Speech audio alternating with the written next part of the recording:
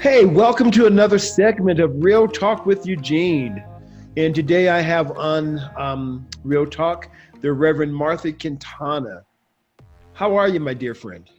I am really good. It's nice to see you, of course. Good to see you too. I blanked. I'm like, and Reverend Martha's from, Albuquerque, New Mexico.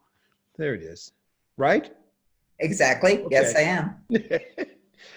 Ooh, so Martha, thank you for doing this with me. As I say each time I do this, it's not thank you for doing this for me. It's doing it with me because it truly is a collaboration.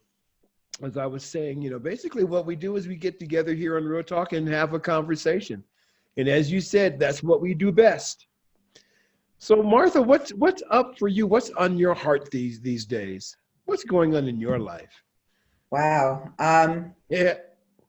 I'm part. Gosh, a lot of things are happening. On the physical manifestation plane, our center, the Rio Grande Center for Spiritual Living, we're having our 10-year anniversary. We founded this center in 2009, Wow. and I remember. it's just been a whirlwind. And so I've been really doing a lot of, and I guess it's appropriate that it's fall because I feel like I've been doing a lot of harvesting Mm, of ideas and harvesting of experience, and really thinking a lot about um, what it means to take stock for a minute, and then thinking about the incredible work that we do here in Science of Mind. yeah. And so that's really been a lot on my mind.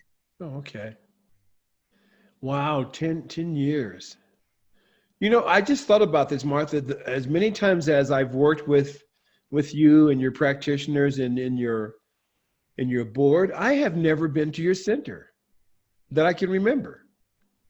We've always done things off site, so I'll have to change that. You will have to change it. I'll Yeah, have to invite you out. yeah, I'll have to change it. Or I just drop in because sometimes I do that. So you say that this has been on your mind. So what specifically has been on your mind here with this 10-year milestone? Because it is a milestone. It is a milestone. I think um, on a personal level, what I find myself thinking about is, and this began last year at the World Parliament of Religion. I went there, and when I was younger, I was avid in my 20s. I was an avid, or early 20s, late teens, early 20s. I was an avid atheist, and I had no use for God. I did not believe in any kind of God, and and I kept having, during that period, I remember I just kept having these spiritual experiences, which would just make me mad.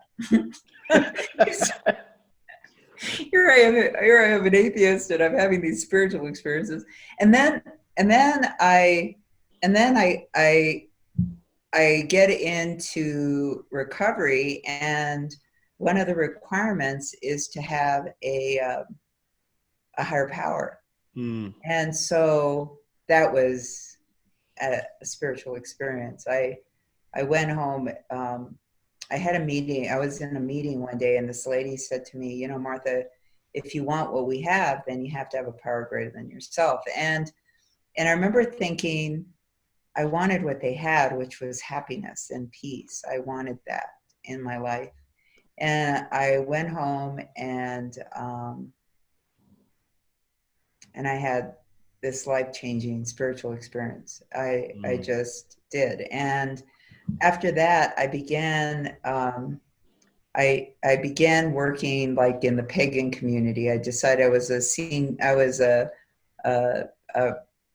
practitioner, solo practitioner, and I was hanging in the pagan community. And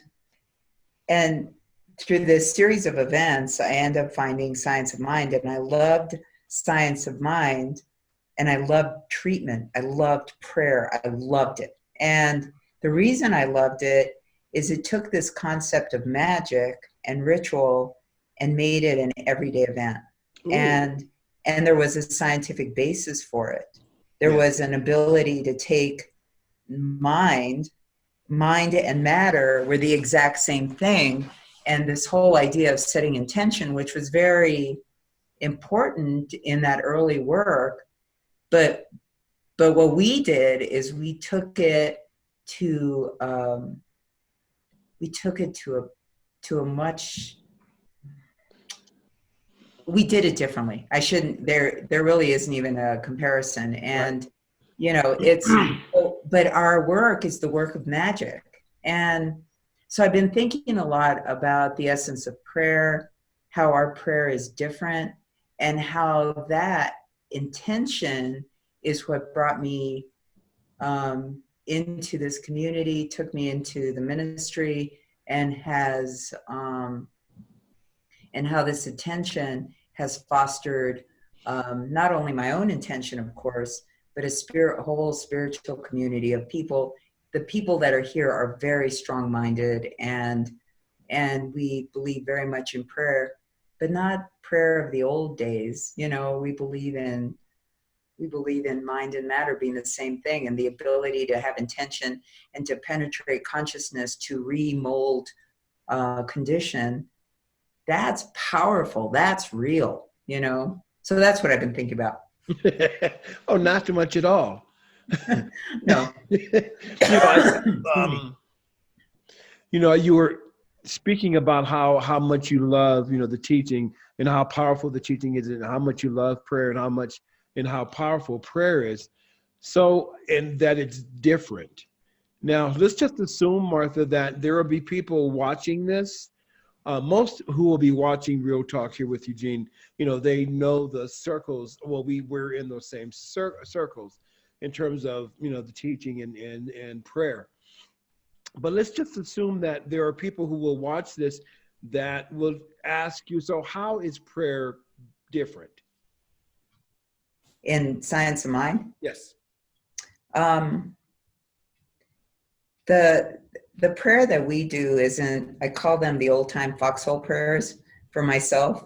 You know, like in the old days, I would go into prayer because I was being pushed by the pain, right? Solely, that would be why I would be praying. And I think people pray for two reasons. They're either pushed by the pain or pulled by the vision. And so in the old days, and I'll also say that that both are effective right now. You know, I'll say both are effective. But in the old days, it was solely pushed by the pain that would cause me to pray. And I was praying to some God in the outside world, you know, somewhere, this old dude up on a cloud who on one day might find favor with me and say, oh, I find favor with Martha today, and I will grant her her wish. And so it was this beseeching, please God, let me get it. Let me just give me this thing just this one time. I promise I won't do it again. Just get me out of this, get me out of this. And I promise I won't do it again. And of course, time would go on and I would do it again. And, and the justification was, well, God, you know who I am, So, but the way that Science of Mind works, and the reason I was so attracted to this form of prayer, is that I began to see that what I was praying for was what I was praying with, and there was nothing outside of me to pray to.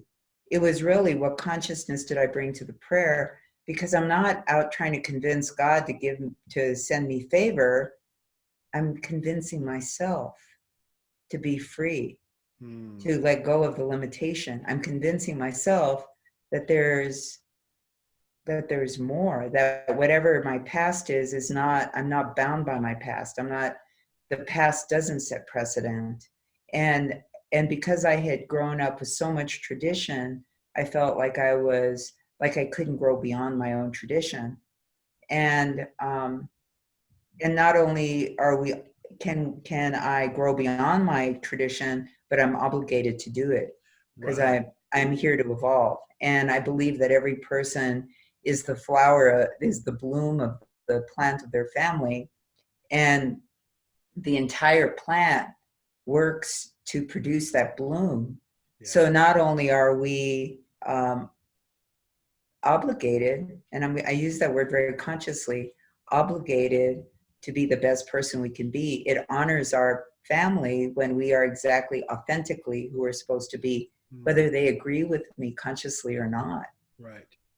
You know, because they produced me. Right. The community produced me, and I produce, and by staying conscious, I become that person that I'm intended to be, and then I help others do the same. So there isn't anything selfish in that. Right. You know, and I love what you said, because what comes up for me, Martha, when you say, you know, that we are also here to help others, right? But that for me is the obligation. You know, I have a responsibility, you know, to share this in however way. And again, maybe it's just to show up authentically. Yeah. You know, one of the other things you said, growing beyond the tradition, you know, which is what we are to do. But for some of us, for some people, that's hard, you know, because I don't want, you know, number one, I don't want to let go of this tradition, because maybe subconsciously my thinking is, well, usually it is so subconsciously, who would I be if I let go of this tradition? Exactly. Yeah. But that's the work. Yes. You know, oh, there it goes. So then I just come back to what you were saying, that you were a devout atheist, right? Which is all good. Because I have to pause on what I was about to say. Well, because, you know, it's very much, you know, atheists, from what I understand, don't believe that there's this, as you mentioned, right, as you explained it, you know, some old dude out there, you know, controlling, you know, fate. And so I tend to believe that same thing, you know, but the end, that there's this power, there's this presence, there's this law, there's this thing that just works, you know, and finding, you know, that higher power, call it whatever you want to, you know, God, spirit, universal intelligence, call it nothing at all. Dr. Holmes told a woman to tell her husband, call God a potato. You know, it doesn't matter what's called, but we get to call that forth, right? And get to share it in the way that we get to share it, going beyond tradition. Man, I like that. That's huge. That's huge. You know, Prayer becomes one of the things. The other thing about prayer is that becomes, when I stay in that place of sacred and holy, when I recognize that that's, and I can keep bringing myself back to that place, then every thought really is a prayer, you know, and I become very conscious of how my thoughts form my reality. right. And so it's in our philosophy, you know, some of the criticism I've heard at times have been that, oh, you guys are kind of Pollyanna, you're just way too positive, you know, you guys seem like way too happy. Okay, you're way too happy. And it's not about that. It's that to have the level of faith that no matter the appearance, you know that something's going to work out. I know it. That I know that something is evolving. And even if I can't see it right now, I have such a faith that this thing is going to be beautiful, and that our world is going to be beautiful, and that there isn't anything to fix. That what I need, that if there is anything to fix, it's my eyes. It's the way I see something. Right. It's to know what is mine to do in every moment. Yeah.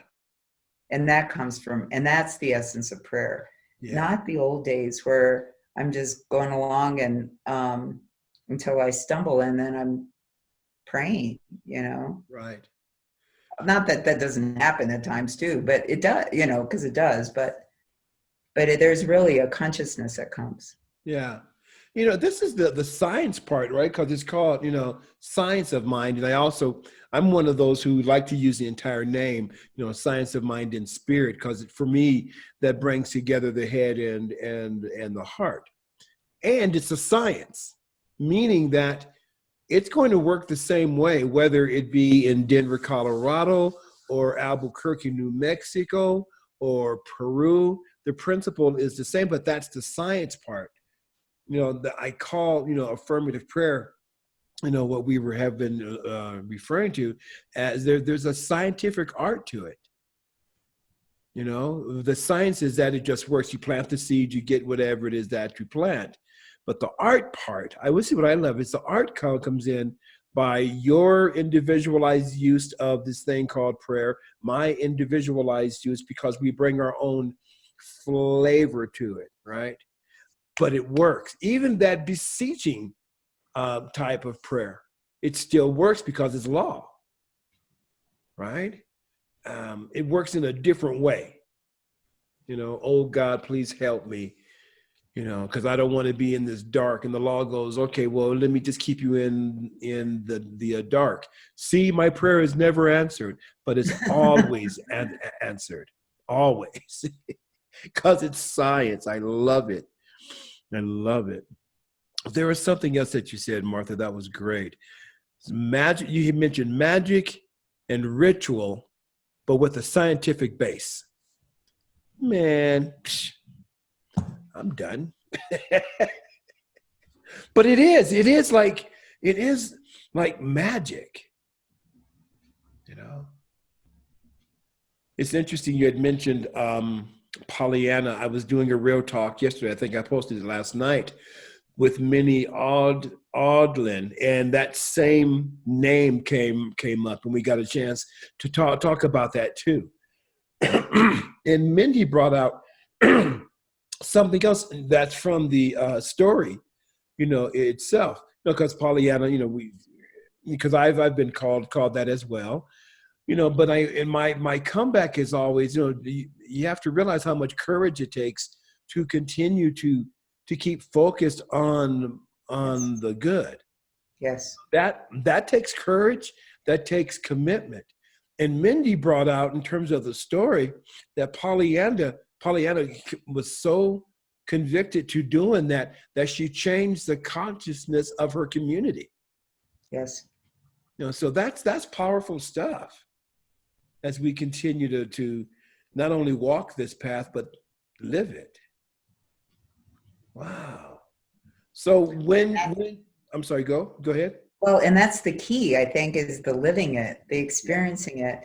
Because there are times when people want to do spiritual, what I call the spiritual bypass, Mm-hmm. and they want to, and I know I do sometimes, I don't want to go through the yucky emotions of like, anger or fear or resentment or any of that. But in order to have a full experience, I have to be honest with myself when things are happening, Right. and still know that there is something more to that, and that whatever's coming up is coming up for healing.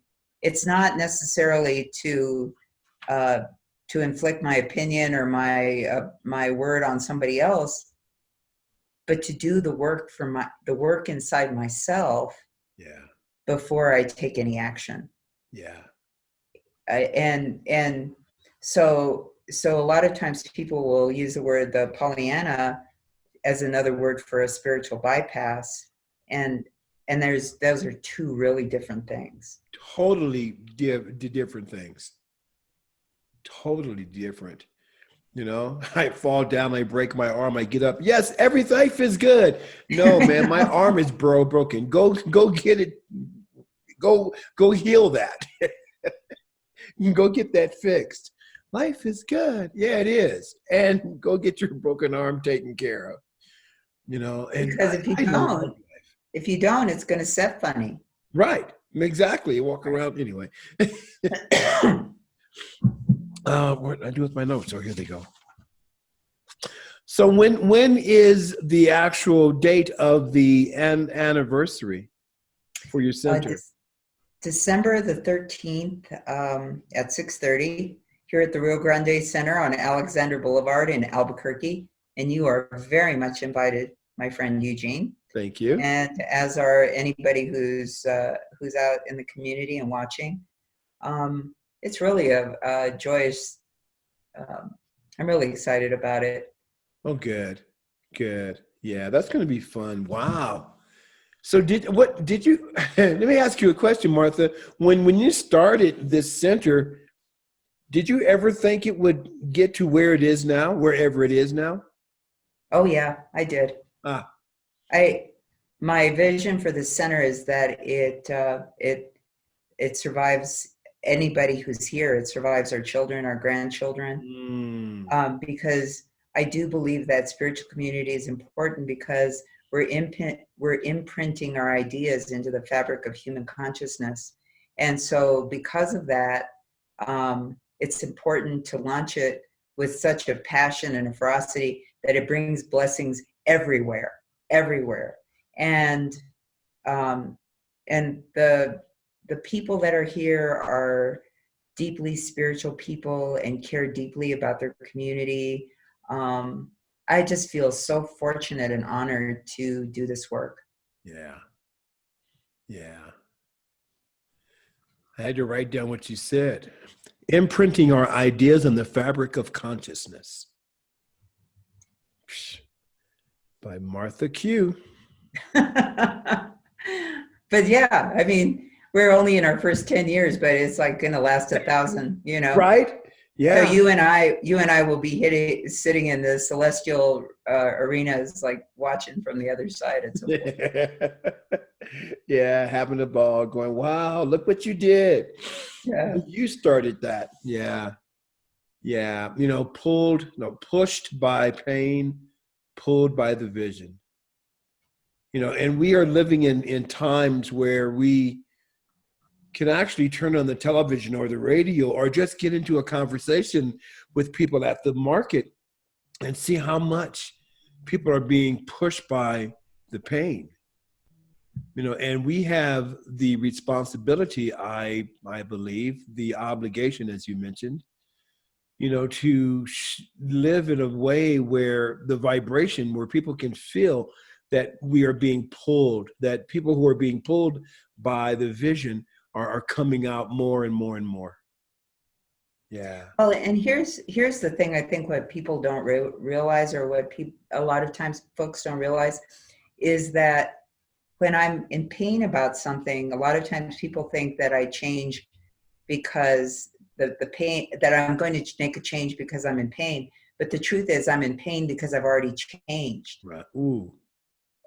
Inside, I already have a new standard. Something happened inside of me, and I have a new standard, which is why this thing out here has become painful. Ah.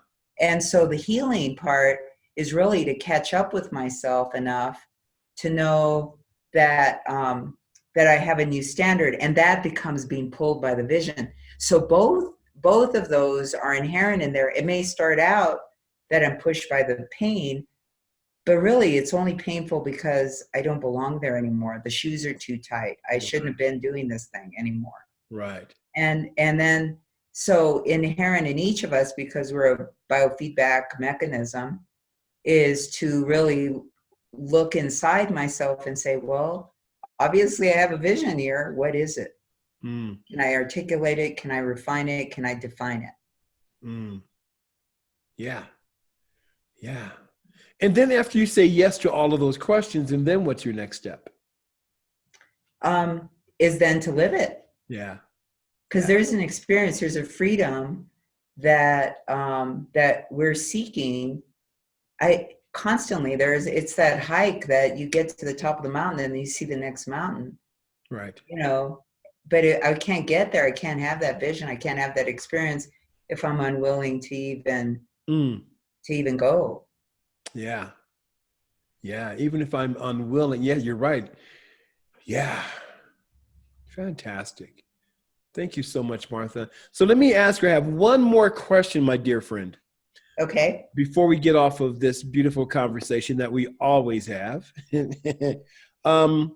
what do you want to leave with the people? What do you want people to know? Those who may be watching this, what do you want folks to know? Whoa. About our conversation? Period. What do you want people to know? This is a message from Reverend Martha Quintana. That science of mind works. That prayer works. That each person works. No matter how broken you feel you've been in your life, this thing works. And the person, and because the past doesn't set precedent, each of us can become that person that we intend to be. That's what I want people to know. This thing works. We work. There's no broken people. They're not no one is permanently broken. Yeah. Martha, thank you so much once again for being on here with me, and just sharing the wisdom and sharing the love and sharing the laughter and the joy. Well, thanks for inviting me. This is fun. Isn't this fun? Yeah. I love doing this. So if anybody who's watching this want to come on here, contact me at eugeneholden.net or eugene@eugeneholden.net. Yeah. Oh, Martha Q. I had to do it. Martha, thank you so very much. You know that, God, we've known each other for a while. I love you. I honor and respect everything that you do, but more importantly, everything that you always show up to be. Yeah. Thank you. You're welcome. Thank you. Right back at you. Thank you. And we will be speaking soon, all right? Okay, sounds good. Thank you.